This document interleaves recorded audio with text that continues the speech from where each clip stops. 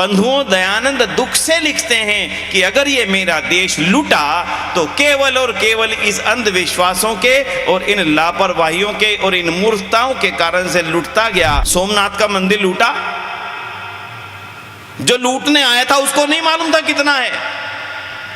जितने घोड़े हाथी ऊंट साथ लाया था सारे भर गए, बचा पड़ा है माल। ले जाने वाला सामान नहीं है, साधन नहीं है। और सामान कोई फल सब्जी नहीं थी, दाल आटा चावल नहीं था, सोने चांदी हीरे जवाहरातों के ढेरों ढेर थे, जिनको लादता जा रहा था, ले जाया जा रहा था।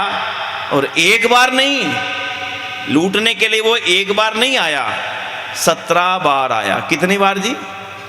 केवल एक हमलावर आया 17 बार। ऐसे कितने हमलावर आए? लंबा इतिहास है, लेकिन कम से कम 700-800 सालों तक आए। 700-800 सालों तक आप लूटते रहे।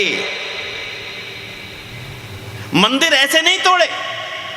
इस भुलेखे में मत रहना कि केवल मूर्ति तोड़ने के लिए इन्होंने मंदिर तोड़े। इस भुलेखे में मत रहना। मूर्ति तोड़ना तो धर्म के नाम का बहाना था। उन मंदिरों के अंदर जो अकूत दौलत थी, मंदिरों के अंदर राजा अपनी संपत्ति सुरक्षित रखा करते थे।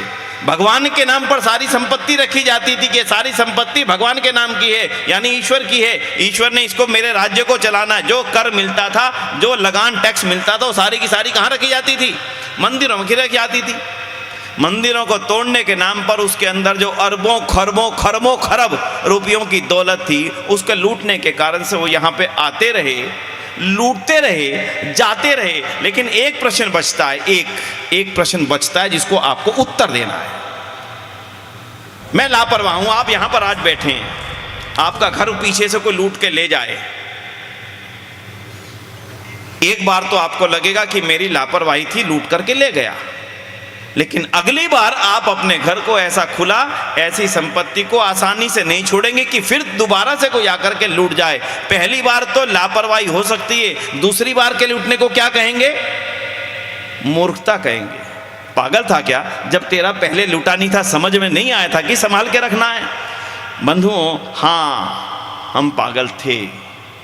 और उस पागलपन का नमूना मैं नहीं बता रहा हूं, जो लूटने आया था वो स्वयं लिखता है। ध्यान देना, जो गजनवी यहाँ पे लूटने आया था उसने अपने गजनवी नामे को लिखवाया और उसके अंदर वो स्वयं लिखता है, जब मैं सोमनाथ का मंदिर लूटने गया और मेरी सेनाएं तो इतनी सी थी और वहाँ पर लाखों लाख लोग खड़े थे,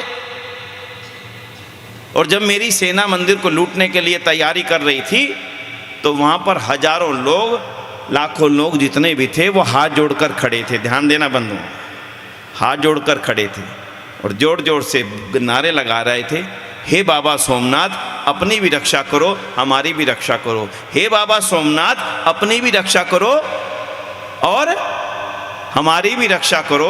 अगर वो लोग मेरी सेना पर 4-4 पत्थर भी उठा करके फेंकने लगते, मेरी सेना के पांव उखड़ जाते, अगली बार मेरा वहां पर जाने की हिम्मत नहीं पड़ती।